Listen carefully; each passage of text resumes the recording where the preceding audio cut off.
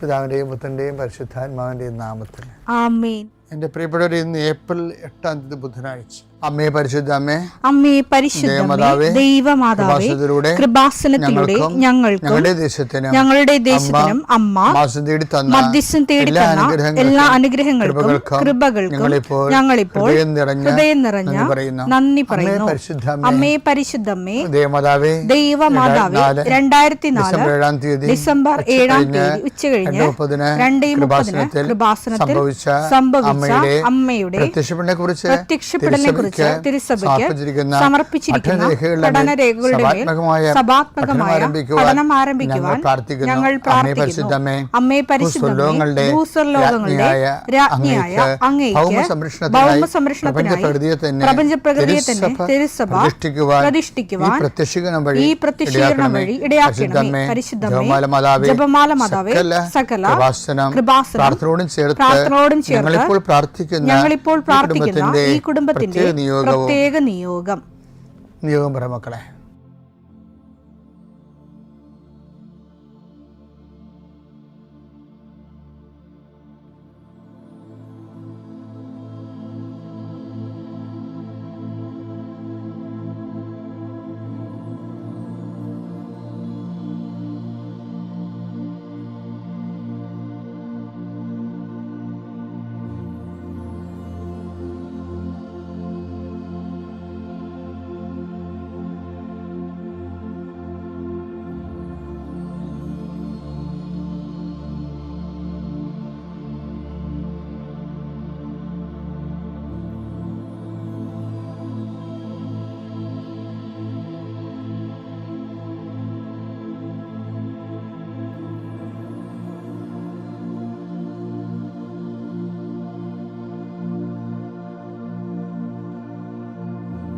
അമ്മയുടെ പ്രത്യക്ഷീകരണത്തിന്റെ ഈ അനുഗ്രഹവേളയിൽ ഞങ്ങൾക്ക് സാധിച്ചു തരുവാൻ കനിയണമേ. ആമേൻ. വിശ്വാസ പ്രമാണം. സർവശക്തനായ പിതാവും ആകാശത്തിന്റെയും ഭൂമിയുടെയും സൃഷ്ടാവുമായ ദൈവത്തിൽ ഞാൻ വിശ്വസിക്കുന്നു. അവിടുത്തെ ഏകപുത്രനും ഞങ്ങളുടെ കർത്താവുമായ ഈശോ മിശിഹായിലും ഞാൻ വിശ്വസിക്കുന്നു. ഈ പുത്രൻ പരിശുദ്ധാത്മാവിനാൽ ഗർഭസ്ഥനായി കന്യകാമറിയത്തിൽ നിന്ന് പിറന്ന് പൊന്തിയോസ് പീലാത്തോസിന്റെ കാലത്ത് പീഡകൾ സഹിച്ച് കുരിശിൽ തറയ്ക്കപ്പെട്ട് മരിച്ച് അടക്കപ്പെട്ട് പാതാളങ്ങളിൽ ഇറങ്ങി മരിച്ചവരുടെ ഇടയിൽ നിന്ന് 3-ാം നാൾ ഉയർത്ത് സ്വർഗത്തിലേക്ക് എഴുന്നള്ളി സർവശക്തിയുള്ള പിതാവായ ദൈവത്തിന്റെ വലതുഭാഗത്തിരിക്കുന്നു. അവിടെ നിന്ന് ജീവിക്കുന്നവരെയും മരിച്ചവരെയും വിധിക്കുവാൻ വരുമെന്നും ഞാൻ വിശ്വസിക്കുന്നു. പരിശുദ്ധാത്മാവിലും ഞാൻ വിശ്വസിക്കുന്നു.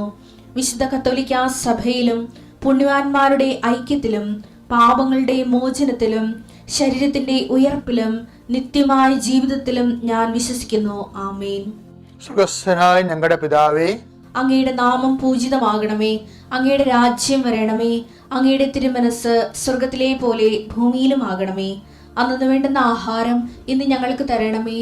ഞങ്ങളോട് തെറ്റ് ചെയ്യുന്നവരോട് ഞങ്ങൾ ക്ഷമിക്കുന്നത് പോലെ ഞങ്ങളുടെ തെറ്റുകൾ ഞങ്ങളോടും ക്ഷമിക്കണമേ. ഞങ്ങളെ പ്രലോഭനത്തിൽ ഉൾപ്പെടുത്തരുതേ, തിന്മയിൽ ഞങ്ങൾ രക്ഷിക്കണമേ. ആമേൻ. നന്മ നിറഞ്ഞ മറിയമേ, സ്വസ്തി. കർത്താവ് അങ്ങയുടെ കൂടെ സ്ത്രീകളിൽ അങ്ങ് അനുഗ്രഹിക്കപ്പെട്ടവളാകുന്നു. അങ്ങയുടെ ഉദരത്തിൻ ഫലമായി ഈശോ അനുഗ്രഹിക്കപ്പെട്ടവനാകുന്നു. പരിശുദ്ധ മറിയമേ, തമ്പുരാന്റെ അമ്മേ, പാപികളായ ഞങ്ങൾക്ക് വേണ്ടി ഇപ്പോഴും ഞങ്ങളുടെ മരണസമയത്തും തമ്പുരാനോട് അപേക്ഷിക്കണമേ. ആമേൻ. കർത്താവേ, നിന്റെ ഉന്നതമായ നാമത്തിന് സ്വസ്ഥം ചെയ്യുന്നു. കർത്താവേ, നിന്റെ വിശുദ്ധ പൗരോഹിത്യത്തെ നീ മഹത്വപ്പെടുത്തണം. കർത്താവേ, സഭയിലുള്ള സാന്നിധ്യം നീ പ്രകടമാക്കണം. ഞാനെപ്പോഴും ഇങ്ങനെയാണ് പ്രാർത്ഥിക്കണം. ഈശോയെ, സഭയിലുള്ള നിന്റെ സാന്നിധ്യം ഞാൻ 100 വട്ടം കണ്ട് അനുഭവിച്ച 10,000 മനുഷ്യരിൽ അനുഭവേദ്യമായ സഭയിലുള്ള നിന്റെ സാന്നിധ്യം. കർത്താവെ, ഈ ദിവസം വെളുപ്പാങ്കാലത്ത് എഴുന്നേറ്റിരുന്നത് കൂടുന്നവരുണ്ട്.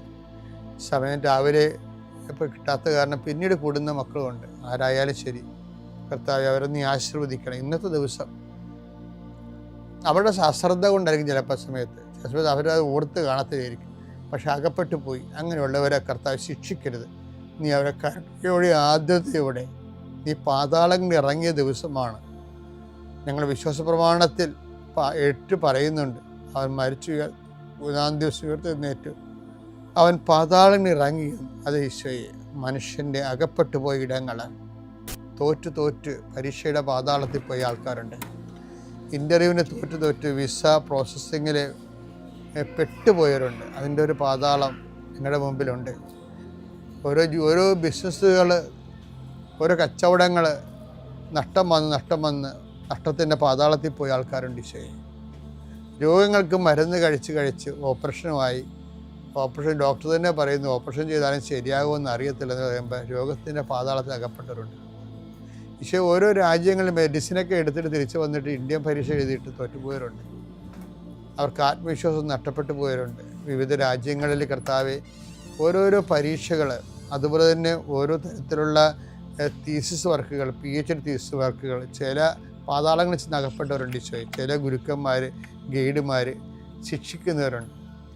മാനസികമായ പലതരത്തിലുള്ള സാഡിസ്റ്റുകളായിട്ടുള്ളവരുണ്ട്. ഈശോയെ, അങ്ങനെയുള്ള പാതാളങ്ങളിൽ ചെന്ന് അകപ്പെട്ടവരുണ്ട്. ഈശോയെ, ഇതുപോലെ ഓരോ വിഷയങ്ങളും മനുഷ്യൻ അനുഭവിക്കുന്ന സാമ്പത്തിക ചില കടങ്ങൾ, ചിലയിടത്ത് കൊണ്ടുപോയി പണയം വെച്ചിട്ട് അവസാനം നമ്മുടെ കിഡ്നി വരെ വിറ്റാലും തീരാത്ത അവസ്ഥയിൽ പുതിയ പലിശക്കടങ്ങൾ വന്ന് പാതാളത്തിൽ അകപ്പെട്ടവരുണ്ട്. ഈശോയെ, ഈ ദിവസങ്ങളിൽ നീ പുനരുത്ഥാനത്തിൻ്റെ ഭാഗമായി പാതാളത്തിൽ ഇറങ്ങിയ ദിവസമാണ് ഈശോയെ. മനുഷ്യൻ്റെ എല്ലാ പാതാളങ്ങളിലേക്കും, കല്യാണം കെട്ടാതെ വയസ്സായി നരച്ചു പോയി, കുഞ്ഞുങ്ങളില്ലാതെ നിന്ന് കുഞ്ഞുങ്ങൾക്ക് വേണ്ടിയുള്ള മോഹങ്ങളും പോയി, അങ്ങനെ പാതാളത്തിൽ അകപ്പെട്ടവരുണ്ട്. ഈശോയെ, നീയാണ് പുനരുത്ഥാനം, നീ മാത്രമാണ് പുനരുത്ഥാനം. ഞങ്ങളുടെ എല്ലാ നഷ്ടപ്പെട്ട പ്രതീക്ഷകളും, അടക്കപ്പെട്ട പ്രതീക്ഷകളെ കർത്താവ് നിൻ്റെ പ്രകാശത്താൽ, തിരുവുത്ഥാന പ്രകാശത്താൽ പുതിയ പ്രത്യാശ നൽകിക്കൊണ്ട് യേശു ക്രിസ്തുവിൻ്റെ നാമത്തിൽ എന്തെല്ലാം വിഷയത്തെ ദൈവവേദനെ നീ ഇന്ന് വേദനിക്കുന്നുണ്ടോ അതെല്ലാം കർത്താവിൻ്റെ നാമത്തിൽ നീങ്ങിപ്പോകട്ടെ എന്ന് ഈശോ നാമത്തിൽ കൽപ്പിക്കുന്നു. പിതാമ്പുത്രനും പരിശുദ്ധാത്മാവായ സർവ്വേശ്വരൻ നീക്കുവാമേ. എൻ്റെ പ്രിയപ്പെട്ടവരെ, നമ്മൾ കർത്താവിൻ്റെ പുനരുത്ഥാനത്തെക്കുറിച്ച് ചിന്തിക്കുകയാണ്, ധ്യാനിക്കുന്ന ദിവസങ്ങളാണ്. ധ്യാനിക്കുകയല്ല, സന്തോഷിച്ച് സാക്ഷ്യപ്പെടുത്തുന്ന കാലമാണിത്. ഇപ്പം പുനരുദ്ധാനത്തെക്കുറിച്ച് ഞാൻ ഇന്നലെ പറഞ്ഞില്ലേ, അമ്മയോടാണ് പുനരുദ്ധാനത്തെക്കുറിച്ച് ആദ്യമേ പറഞ്ഞത്, അവൻ്റെ രാജ്യത്തിന് അവസാനം ഉണ്ടാകത്തില്ലെന്ന്. പക്ഷേ എങ്കിലും ഈശോയ്ക്ക് ഒരു കം ഓഫ് ഏജ് ഇല്ലേ? ഈശോയുടെ ഒരു പൗരത്വ സ്വീകരണ കാലം, പൗരത്വ സ്വീകരണം 12 വയസ്സെന്ന് പറഞ്ഞാൽ അവർക്ക് പൗരത്വ സ്വീകരണമാണ്. ആ പൗരനാവും. കർത്താവ് ഒരു പൗരനായി കഴിഞ്ഞപ്പോൾ കർത്താവിൻ്റെ കൂടെ കർത്താവിന് ഭക്ഷണം കൊടുക്കുന്നുണ്ടായ കുഞ്ഞീശയ്ക്ക് ഭക്ഷണം കൊടുക്കുന്നുണ്ട്, വീട്ടിൽ അപ്പനെ സഹായിക്കുന്നുണ്ട്, അമ്മയുടെ കൂടെ കൂടുന്നുണ്ട്, പല കാര്യങ്ങളൊക്കെ ഈശോ ചെയ്യുന്നുണ്ടെങ്കിലും അമ്മയുടെ മനസ്സിൽ ഈ പുനരുത്ഥാനത്തിൻ്റെ പ്രശ്നങ്ങൾ രൂക്ഷമാകുന്നുണ്ട്. അവൻ പറയും, ഈശോ മരിച്ച് പിന്നെ പുനരുത്ഥാനം ചെയ്യും എന്നാണല്ലോ അന്ന് എന്നോട് പറഞ്ഞത്. പക്ഷെ ഇവനും അയൽവാസിലെ കുഞ്ഞുങ്ങളുമായിട്ട് വലിയ വ്യത്യാസമൊന്നുമില്ല. അമ്മയുടെ പ്രശ്നം അതാണേ. അയൽവാസികൾ ഇതുപോലുള്ള കുഞ്ഞുങ്ങളുണ്ടല്ലോ, യഹൂദന്മാരുടെ കുഞ്ഞുങ്ങളെ കാണാൻ നല്ല രസമാണ്, പ്രത്യേകിച്ച് രസമാണ്. അവർ മുടിയൊക്കെ ഇങ്ങനെ വളർത്തി ചുണ്ടാക്കിയിട്ടേക്കണം. ഇപ്പോഴും ചെന്നാൽ അങ്ങനെ കാണാം, എസ്ഐ കാണിച്ച കാണുമ്പോൾ. അപ്പം മറ്റു കുഞ്ഞുങ്ങളൊക്കെ ആയിട്ട് കളിക്കണ കാണുമ്പോഴാണ് ഈ അമ്മയ്ക്ക് പിന്നെയും പുനരുത്ഥാനം ഒരു പ്രശ്നമായിരുന്നു പറഞ്ഞത്. ഇവനാണ് മരിച്ച്. അപ്പം മറ്റു കുഞ്ഞുങ്ങളുടെ വ്യത്യാസമില്ലല്ലോ. വിശ്വാസത്തിന് ഭയങ്കര വില കൊടുക്കേണ്ടി വരും. അപ്പം അമ്മ ഇതിനെക്കുറിച്ചുള്ള ആകുലതകളൊക്കെ മനസ്സിൽ സൂക്ഷിച്ച് നടക്കുന്ന ഒരു സമയത്ത് പെട്ടെന്ന് പള്ളിയിൽ പോയപ്പോൾ തിരിച്ചു വന്നപ്പോൾ ആളെ കാണാനില്ല. പള്ളിയിൽ പോയി തിരിച്ചു വന്നപ്പോൾ ആളെ കാണാനില്ല. അത് കുറേ നടന്നവർ, ഒരു ജില്ലയുടെ നടപ്പ് നടന്നവർ അപ്പോഴാണ് തിരിച്ചറിയണത് ആൾ ഇല്ലല്ലോ എന്ന്, ആളെ കാണാനില്ലെന്ന് പറഞ്ഞു. അപ്പം നമ്മളത് ഫൈൻഡിങ്ങിൻ്റെ ടെമ്പിൾ എന്നൊക്കെയാണ് പറയണത്. ദേവാലയത്തിൽ വെച്ച് കണ്ടു കിട്ടിയതിനൊക്കെയാണെന്നത്. കണ്ടു കിട്ടിയല്ലല്ലോ പ്രശ്നം, കൈമോശം വന്നല്ലേ പ്രശ്നം. നമ്മൾ കണ്ടു കിട്ടിയതെന്ന് ധരിക്കുകയല്ലേ ചെയ്യേണ്ടത്. അത് കുഴപ്പമില്ല, ധരിച്ചോ, സഭ ആ രീതിയിലാണ് ക്രമീകരിച്ചിരിക്കും. പക്ഷേ അതിൻ്റെ യഥാർത്ഥ പ്രശ്നം എന്താണ്? കൈമോശം വന്നല്ലേ. കർത്താവിന് കൈമോശം വരാനുള്ള സാധ്യതയുണ്ട്. പ്രത്യേകിച്ച് 12 വയസ്സുകാർ പ്രത്യേകം ശ്രദ്ധിക്കണം. നമ്മൾ 8ാം ക്ലാസ്സുകാരൊക്കെ ഇല്ലേ, 8ാം ക്ലാസ്സുകാർ എനിക്ക് വിശ്വാസത്തിനകത്ത് ഷെയ്ക്ക് ഉണ്ടായത് 9ാം ക്ലാസ് വെച്ചാൽ. അപ്പം നമ്മൾ പഠിച്ചുകൊണ്ട് വന്നതിന് ശേഷം വീട്ടുകാരുടെ അതേ വിശ്വാസത്തിൽ ഇങ്ങനെ മുന്നോട്ട് പോയതിന് ശേഷം പിന്നീട് 12 വയസ്സ് കഴിയുമ്പോൾ നമ്മുടെ സ്വന്തമായിട്ട് ഈ വിഷയത്തെക്കുറിച്ച് നമുക്ക് ഇൻവെസ്റ്റ് ചെയ്യേണ്ടി വരും. അതായത് അല്ലെങ്കിൽ കുഴപ്പമില്ലേ, നമുക്ക് മുതൽ മുടക്കേണ്ടി വരും, നമുക്ക് സ്വന്തമായിട്ട് മുതൽ മുടക്കേണ്ടി വരും. നമ്മൾ എടുത്തുകൊണ്ട് പോവുകയും വണ്ടിക്ക് കൊണ്ടുപോവുകയും ചെയ്യുന്ന പ്രശ്നമൊന്നുമില്ല. നടന്ന് പള്ളിയിൽ പോടാന്ന് പറയുമ്പോഴാണ് എനിക്ക് പഠിക്കാനുണ്ടെന്ന് പറയണത്. മനസ്സിലായില്ലേ? അത് ഈ പ്രായമാണ്, 8-12 വയസ്സിൻ്റെ പ്രായമാണ്. നടന്ന് പള്ളി നമ്മൾ അതിൻ്റെ അകത്ത് ഇൻവെസ്റ്റ് ചെയ്യേണ്ടത്. സന്ധ്യപ്രാർത്ഥനകൾക്ക് വരാൻ പറയുമ്പോൾ നമ്മൾക്ക് പേഴ്സണൽ ഇൻവെസ്റ്റ്മെൻ്റ് ഉണ്ടാകും. അപ്പോൾ പഠിക്കാൻ പറ്റത്തില്ല, ആ സമയത്ത് ഇരുന്ന് പഠിക്കാൻ പറ്റത്തില്ല. നമ്മുടെ മനസ്സിൽ കൂട്ടുകാരന് സയൻസിന് 48 മാർക്ക് കിട്ടി, എനിക്ക് 47 കിട്ടി. അപ്പോൾ അവനെ വെട്ടണമെന്നും പറഞ്ഞ് നമ്മൾ 48 മേടിക്കാൻ വേണ്ടി ഇരുന്ന് പഠിക്കുകയായിരിക്കും. അപ്പോഴാണ് അമ്മ കുടുംബ പ്രാർത്ഥനയ്ക്ക് വിളിക്കുന്നത്. അപ്പോൾ പറയും എനിക്ക് പഠിക്കാനുണ്ടെന്ന് പറഞ്ഞാൽ നടന്നുകൊണ്ട് ശല്യം ഉണ്ടാക്കും. കർത്താവിന് കൈമോശം വേണ്ടത് ഈ 12 വയസ്സിലാണ്. നമ്മുടെ വിശ്വാസം കൈമോശം വേണം. അതുകൊണ്ട് ഈ 12 വയസ്സുകാരൊക്കെ ഭയങ്കര നമ്മൾ അവർക്ക് നല്ല സ്നേഹിച്ചവരെ വിശ്വസിപ്പിച്ച് അവർക്ക് വിശ്വാസം കൈമാറി കൊടുത്ത് വളർത്തണം ശരിക്കും. അപ്പം ഈശോന് അമ്മയ്ക്ക് കൈമോശം വന്നു കഴിഞ്ഞപ്പോൾ അവസാനം നമുക്കറിയാമല്ലോ, കൈമോശം വന്നതിനെക്കുറിച്ച് നമ്മൾ ധരിക്കണില്ലേ, നമ്മൾ കണ്ടു കിട്ടിയതിനെക്കുറിച്ചാണ് ധരിക്കുന്നത്. കൈമോശം വന്ന പ്രധാനപ്പെട്ട കാര്യമാണ്. അപ്പം കണ്ടു കിട്ടിക്കഴിഞ്ഞപ്പോൾ അമ്മയാണ് സംസാരിക്കുന്നത്. കാര്യം ഈ വിഷയത്തിൽ ഔസേപ്പിതാവ് is not that conscious about that. ഔസേപ്പിതാവിനോട് മംഗളവാർത്ത സമയത്ത് സ്വീകരിക്കാനല്ലേ പറഞ്ഞുള്ളൂ. നീ മറിയത്തെ സ്വീകരിക്കണം, അഭ്യാസമൊന്നും കാണിക്കരുതെന്നല്ലേ പറഞ്ഞുള്ളൂ. അവൻ്റെ പേരിൽ സംശയമൊന്നും ഉന്നയിക്കേണ്ട, അത് ലോകത്തിൻ്റെ ആ നടപടിക്രമങ്ങളൊക്കെ മനസ്സിലിരിക്കുകയുള്ളൂ. അപ്പോൾ ഔസേപ്പിതാവ് അത് അഡിഹർ ചെയ്ത് അങ്ങനെ പോകണമെന്നല്ലാതെ വേറെ കാര്യങ്ങളൊന്നും ഔസേപ്പിതാവിനെക്കുറിച്ച് അത്ര കണ്ട് തിട്ടമില്ല. കാര്യം അമ്മയോട് പറഞ്ഞ കാര്യങ്ങളൊന്നും ഔസേപ്പിതാവിനോട് പറഞ്ഞിട്ടില്ല. അപ്പം അമ്മയ്ക്കാണ് ഈ പുനരുദ്ധാനത്തെക്കുറിച്ചുള്ള ഡൗട്ടൊക്കെ വരുന്നത് 12ാമത്തെ വയസ്സിൽ. ഈ പിള്ളേരുമായിട്ടൊക്കെ കൊണ്ടുവന്ന് കളിക്കണമല്ലേ, ഇവരാണ് മരിച്ച് പാവത്തിന് പരിഹാരം ചെയ്യാൻ പോണത്, ഇവരാണ് ഉത്ഥാനം ചെയ്യാൻ പോകണമെന്നൊക്കെ ഒരു സ്വാഭാവികമായിട്ട് ഉണ്ടാകാൻ സാധ്യത ഉണ്ടാകും. കാര്യം അതുകൊണ്ടാണ് അമ്മ സംസാരിക്കണത്. അമ്മയാണല്ലോ അവിടെ സംസാരിക്കണത്. ഔസേപ്പിതാവ് സൈലൻ്റ് ആണല്ല, യേശുവിനെ കണ്ടുമുട്ടുമ്പോൾ സംസാരിക്കണം. അമ്മയാണ് സംസാരിക്കുന്നത്. അമ്മ എന്താ പറയണത്? അമ്മ എന്താ പറയണത്? ലൂക്കാ 2:48 അവനെ കണ്ടപ്പോൾ മാതാപിതാക്കൾ വിസ്മയിച്ചു. അവന്റെ അമ്മ അവനോട് പറഞ്ഞു, മകനെ നീ ഞങ്ങളോട് ഇങ്ങനെ ചെയ്തതെന്ത്? ഞങ്ങളോട് എന്താ ഇങ്ങനെ ചെയ്തത്? നിന്റെ പിതാവും ഞാനും ഉത്കണ്ഠയോടെ നിന്നെ അന്വേഷിക്കുകയായിരുന്നു. അപ്പൊ അമ്മയാണ് അവിടെ അഡ്രസ്സ് ചെയ്യണ ആ വിഷയം. എന്നിട്ട് ഈ അമ്മയോടാണ് ഈശോ സംസാരിക്കണം. പക്ഷെ ഈശോ സംസാരിക്കണത് എന്തിനെക്കുറിച്ചാണ്? പുനരുത്ഥാനത്തെക്കുറിച്ചാണ്. അതാണ് ഈശോ അമ്മയോട് സംസാരിക്കുന്ന വിഷയം. നമ്മൾ നല്ല ലെൻസ് വെച്ചൊന്ന് സ്യൂം ചെയ്ത് നോക്കിയാൽ മനസ്സിലാവും ഇതിൻ്റെ അകത്ത് പുനരുത്ഥാനത്തിൻ്റെ കണ്ടൻ്റ് ഉണ്ടെന്ന്. അമ്മയ്ക്കാര്യം അമ്മയുടെ ഈ ദിവസങ്ങളിലെ മുഴുവനും മനസ്സിൻ്റെ സംഘർഷങ്ങൾ, മറ്റ് മക്കളെപ്പോലെ കർത്താവ് ഓടിയാണെന്ന് കളിക്കണത് കാണുമ്പോൾ ഇവനാണ് പാപത്തിന് മരിക്കണത്, ഇവനാണ് ഉദ്ധാനം ചെയ്യണത് എന്നൊക്കെ ഉള്ള ഡൗട്ട് ഉണ്ടാകാനുള്ള കാര്യം. ആ ഡൗട്ടിൻ്റെ പോക്കതാണ്, ആ കോഴ്സിൻ്റെ പോക്കതാണ്. പക്ഷേ അമ്മയാണ് അവിടെ താരമായിട്ട് നിൽക്കണത്. എന്താണ്? നീ ഞങ്ങളോട് എന്താണ് ഇങ്ങനെ ചെയ്തത്? നിന്റെ പിതാവും ഞാനും കൂടി നീ ഉത്കണ്ഠയോട് നീ അന്വേഷിക്കുകയായിരുന്നു. അപ്പം അമ്മയോട് സംസാരിക്കുമ്പോൾ ഈശോ അമ്മയുടെ സംശയങ്ങളെ കൊണ്ട് മറുപടി പറയുകയുണ്ട്. എന്താ കാര്യം? മംഗളവാർത്ത ഓർക്കാൻ പറയുന്നുണ്ട് ഈശോ. ഇപ്പം ഈ സമയത്താണ് പറയണത്, mother just remember the annunciation points. Mother just remember the annunciation. മംഗളവാർത്തയിലെ വചനങ്ങളെ ഓർക്കാൻ വേണ്ടി ഈശോ ഇപ്പം അമ്മയോട് പറയും. കാര്യം ഈ മംഗളവാർത്ത പ്രസംഗങ്ങളാണല്ല ഇപ്പം വീണ്ടും ഈ പൗരത്വത്തിൻ്റെ കാലത്ത് അമ്മയെ വീണ്ടും ആശങ്കപ്പെടുത്തിക്കൊണ്ടിരിക്കുന്നത്. അപ്പം അമ്മയോട് പറയും.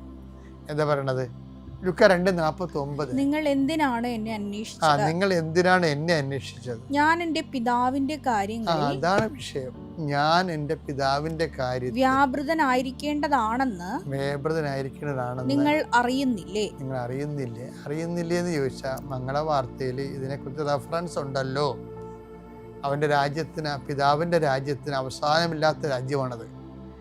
ആ അവസാനമില്ലാത്ത രാജ്യത്തിൻ്റെ കാര്യങ്ങളിലേക്ക് വ്യാപൃതനാകേണ്ട ആളാണ് ഞാൻ. എന്നുവെച്ചാൽ പുനരുത്ഥാന വിഷയത്തിൽ വ്യാപൃതനാകേണ്ട ആളാണ് ഞാനെന്ന് കൂടി അതിന് അർത്ഥമുണ്ട്. കാരണം പിതാവിൻ്റെ രാജ്യത്തിന് അവസാനമില്ലല്ലോ, പുനരുത്ഥാനം ചെയ്ത ഈശോയ്ക്ക് അവസാനമില്ല. അപ്പം പുനരുത്ഥാനത്തെക്കുറിച്ച് അമ്മയ്ക്ക് ചെറിയൊരു ഡൗട്ടെന്ന് പറയാൻ പറ്റത്തില്ല. അമ്മയ്ക്കൊരു ആ സബ്ജക്റ്റ് റെഫറൻസിലേക്ക് വരുമ്പോൾ ഈശോ പുനരുത്ഥാനം വെച്ചിട്ട് ചോദിക്കുന്നതാണ്, ഞാൻ എൻ്റെ പിതാവിൻ്റെ കാര്യത്തിൽ ഭയപ്രദനാകേണ്ടവനാണെന്ന് നിങ്ങൾക്ക് അറിയത്തില്ലേ എന്ന് വെച്ചാൽ അത് അറിയാവുന്നതാണ് ഈശോ മനസ്സിലാക്കിയിരിക്കുന്നത്. മംഗളവാർത്തയിൽ ആ പോയിൻ്റ് ഉണ്ട്, അവൻ്റെ രാജ്യത്തിന് അവസാനം ഉണ്ടാവത്തില്ലെന്ന്. അതറിയത്തില്ലേ? അറിയത്തില്ലെങ്കിൽ ഇപ്പോൾ ഓർക്കണമെന്നാണ് ഈ പറയുന്നത്. അപ്പോൾ കളി കാര്യമായി മാറുകയാണ് ഇപ്പം. അപ്പോൾ അമ്മ ഡൗട്ട് ചെയ്തവരൊന്നും പ്രശ്നമില്ല, ഇതേ രീതിയിൽ തന്നെ പോകാൻ തുടങ്ങാൻ. ആ രക്ഷയിലേക്കുള്ള യാത്ര, രക്ഷാദൗത്യത്തിലേക്കുള്ള യാത്ര ഇപ്പം തന്നെ യേശു കുരിശെടുത്ത് തൊല വെച്ച അവസ്ഥയാണ് വന്നിരിക്കുന്നത്. അമ്മ അപ്പം മനസ്സിൽ വിചാരിക്കും, ഓ കുരിശെടുത്ത് തൊല വെച്ചല്ല, കുരിശിൻ്റെ നിഴലിൻ്റെ മകൻ്റെ മുതുകത്ത് തൊല വീണല്ല എന്ന് അമ്മ അങ്ങനെ ഓർക്കും. എന്നിട്ട് മറിയം വീട്ടിൽ പോയിട്ട് പിന്നെ ഔസേപ്പിതാവല്ലേ ചിന്തിക്കണത്, മറിയമാണ് പിന്നെയും ചിന്തിക്കണത്. എന്താണ്? ലുക്ക 2:51. പിന്നെ അവൻ അവരോടൊപ്പം പുറപ്പെട്ട് നസ്രത്തിൽ വന്ന് അവർക്ക് വിധേയനായി ജീവിച്ചു. അവന്റെ അമ്മ ഇക്കാര്യങ്ങളെല്ലാം ഹൃദയത്തിൽ സംഗ്രഹിച്ചു. ഇക്കാര്യങ്ങൾ എന്ന് പറഞ്ഞാൽ എന്താണ്? ഏത് കാര്യമാണ്? പിതാവിൻ്റെ കാര്യമാണ്. ഇക്കാര്യങ്ങളെല്ലാം ഞാൻ എൻ്റെ പിതാവിൻ്റെ കാര്യത്തിൽ വ്യാപൃതനായിരിക്കേണ്ടവനാണെന്ന് നിങ്ങൾക്കറിയത്തില്ലെന്ന് ചോദിക്കുമ്പോൾ ഇക്കാര്യങ്ങൾ എന്ന് പറഞ്ഞാൽ ഏതാണത്? പിതാവിൻ്റെ കാര്യത്തെക്കുറിച്ച്, ഹൃദയത്തിൽ പുനരുദ്ധാനത്തെക്കുറിച്ചാണ്. അതായത് ഈശോയുടെ പീഡാനുഭവവും കുരിശുമരണവും തിരുവുത്ഥാനത്തെക്കുറിച്ചാണ് അമ്മ ഇപ്പം ഹൃദയത്തിൽ സംഗ്രഹിക്കണത്. ഇതുകൊണ്ടാണ് അമ്മ സൈലൻ്റ് പാർട്ട്ണറായി പോണത് പുനരുദ്ധാനത്തിൻ്റെ കാര്യം.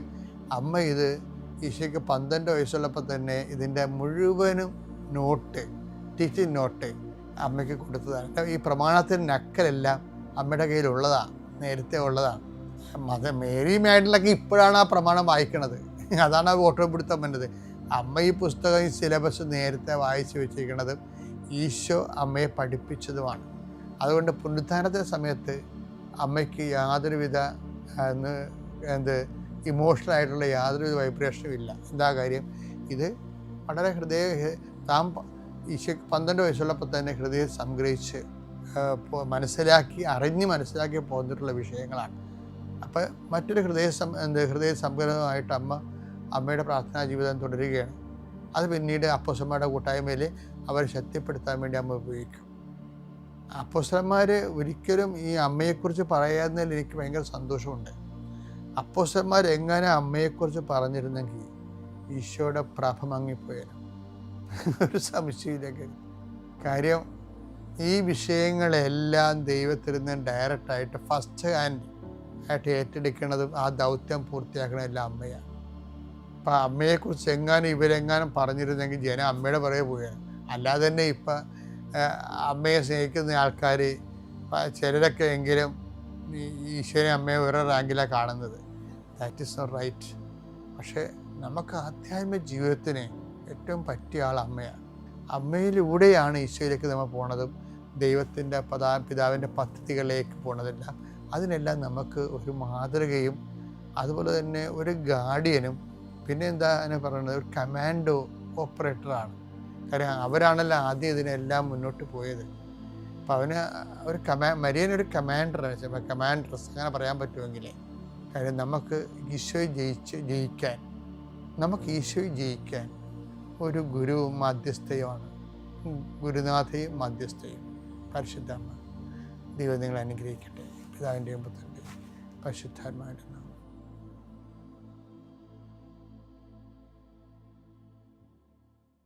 അത്യപൂർവ ദൈവാനുഭവങ്ങൾ ഇനി നിങ്ങൾക്കും സ്വന്തം. ഈ യൂട്യൂബ് ചാനൽ ഇതുവരെ സബ്സ്ക്രൈബ് ചെയ്തിട്ടില്ലെങ്കിൽ ഇപ്പോൾ തന്നെ സബ്സ്ക്രൈബ് ചെയ്യുക. ഈ വീഡിയോ ഇപ്പോൾ തന്നെ നിങ്ങളുടെ സുഹൃത്തുക്കൾക്ക് ഷെയർ ചെയ്തുകൊണ്ട് കർത്താവിൻ്റെ പ്രേക്ഷിതരാകുക.